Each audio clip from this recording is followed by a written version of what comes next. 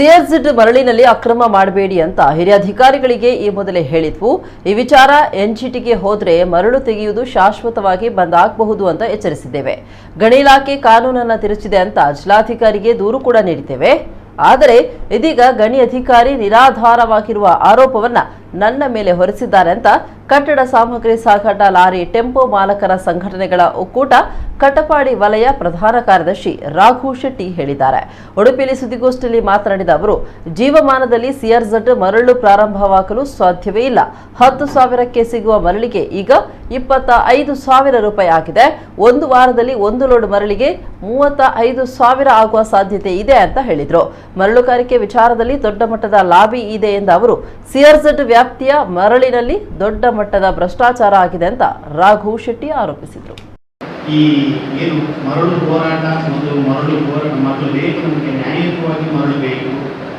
ಅದರ ನಂತರ ಮರಳು ಪ್ರಾರಂಭವಾದ ನಂತರ ಈ ಮರಳಿಗೆ ಸಿಆರ್ಝೆಡ್ ವ್ಯಾಪ್ತಿಯ ಮರಳಿಗೆ ಸಂಬಂಧಪಟ್ಟ ಹಾಗೆ ಮಾನ್ಯ ಘನ ನ್ಯಾಯಾಲಯ ಹಸಿರು ಪೀಠದಲ್ಲಿ ದಾವೆ ಇದ್ದ ಕಾರಣ ನಾವು ಸಾಕಷ್ಟು ಬಾರಿ ನಮ್ಮ ಕೆಲವಲ್ಲಿ ಒಂದು ಅಕ್ರಮ ಮಾಡುವಲ್ಲಿ ನಾವು ವಿನಂತಿಸಿಕೊಂಡ್ವಿ. ಅದರ ಬಗ್ಗೆ ನಾವು ಹಿರಿಯ ಅಧಿಕಾರಿಗಳಿಗೆ ಸಾಕಷ್ಟು ಬಾರಿ ದೂರು ಕೊಟ್ವಿ. ಬೇಡ, ಇದನ್ನು ಮಾಡೋದು ಬೇಡ, ಇಲ್ಲಿಂದ ಈ ಅಕ್ರಮ ಅಂತಕ್ಕಂಥ ಒಂದು ವಿಷಯ ಎನ್ಜಿಟಿಗೆ ಹೋದರೆ ಅಲ್ಲಿಂದ ನಮಗೆ ತಡೆ ಬರುವಂಥ ಸಾಧ್ಯತೆ ಇದೆ.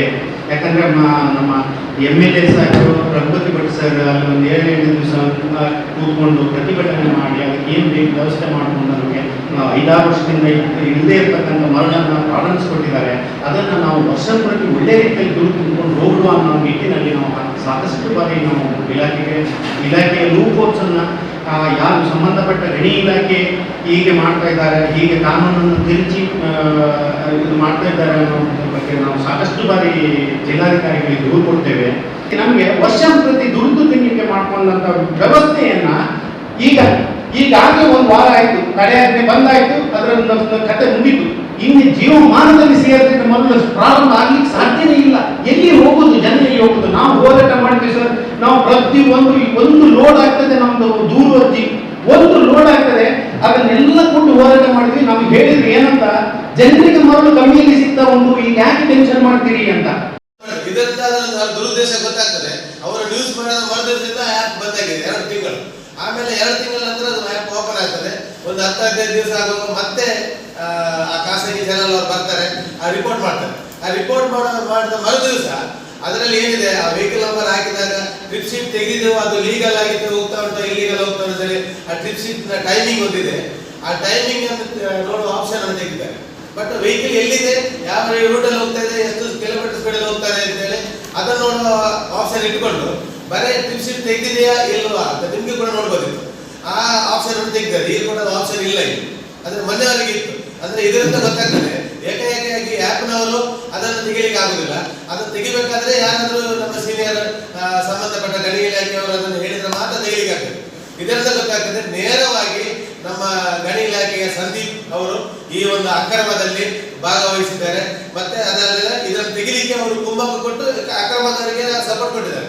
ಮತ್ತೊಂದು ಅಂತ ಹೇಳಿದ್ರೆ 2018-19 ಸಮಯದಲ್ಲಿ ಆ ಮರಳು ಲೋಡ್ ಮಾಡುವಂತ ಜಾಗದಲ್ಲಿ ಅದು ಜಿಯೋಫೆನ್ಸ್ ಏರಿಯಾ ಅಂತ ಮಾಡ್ತಾರೆ.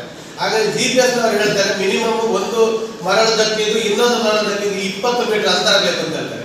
ಆದ್ರೆ ಆ 20 ಮೀಟರ್ ಅಂತರವನ್ನು ತೆಗೆದು 5 ಮೀಟರ್ ಅಂತರವಾಗಿ ಮಾಡ್ತಾರೆ. ಯಾಕಂತ ಹೇಳಿದ್ರೆ ಆವಾಗ ಅಕ್ರಮ ಮಾಡಿದಾಗ ಅವ್ರು ಮಾಡಿದ್ರು ಇವ್ರು ಮಾಡಿದ್ರು ಅಂತ ಗೊತ್ತಾಗುದಿಲ್ಲ. ಮತ್ತೊಂದು ಆ ಜಿಯೋಫೆನ್ಸ್ ಏರಿಯಾದಲ್ಲಿ ಹೋದಾಗ ಇನ್ನು ಮತ್ತೆ ಎಟ್ ಅಂತ ಬರ್ತದೆ. ನಾವು ವಾಹನ ಇನ್ನಿದೆ ಎಟ್ ಇದೆ ಅಂತ ಹೇಳಿ ಮೊದಲು ಇನ್ನಲ್ಲಿದ್ರೆ ಮಾತ್ರ ಟ್ರಿಪ್ ಶೀಟ್ ಬರ್ತಾ ಇತ್ತು. ಈಗ ಎಟ್ ಇದ್ರೂ ಕೂಡ ಟ್ರಿಪ್ ಶೀಟ್ ಬರ್ತದೆ. ಅವಾಗ ಎಂತ ಗೊತ್ತಾ ಟ್ರಿಪ್ ಶೀಟ್ ಅಂದ್ರೆ ಆ ವಾಹನ ಇಲ್ಲಿ ಲೋಡ್ ಮಾಡೋ ಬದಲಿಗೆ ಅಲ್ಲಿ ಬೇರೆ ಧಕ್ಕೆಯಲ್ಲಿ ಕೂಡ ಇದೇ ಧಕ್ಕೆವರೆಗೆ ಅಕ್ರಮವಾಗಿ ಇನ್ನೊಂದು ಕಡೆಯಲ್ಲಿ ಆ ಜಾಗ